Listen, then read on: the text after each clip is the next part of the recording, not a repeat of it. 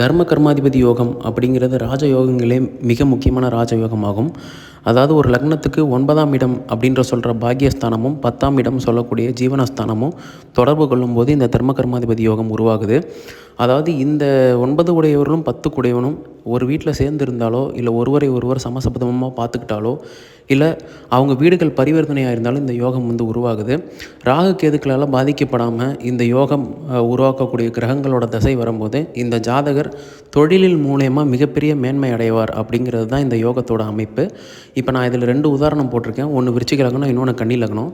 இப்போ நான் கன்னி லக்னத்தை மட்டும் சொல்கிறேன். கன்னி லக்னத்தில் பார்த்திங்கன்னா இப்போ சுக்கிரனும் புதனும் முதல் அமைப்பில் பார்த்திங்கன்னா வீடுகள் பரிவர்த்தனை ஆகியிருக்காங்க. இது ஒரு யோகா அமைப்பு. அதே மாதிரி 2வது இடத்துல பார்த்திங்கன்னா சுக்கிரனும் புதனும் சூரியனோட சேராமல் அவங்க 2 பேரும் ரிஷபத்தில் இருக்காங்க. இது ஒரு அமைப்பு. அதே மாதிரி சுக்கிரனும் புதனும் உங்களுக்கு மீனத்தில் சேர்ந்துருக்காங்க உச்சம் பெற்ற சுக்கிரனோட. இது ஒரு அமைப்பாகும்.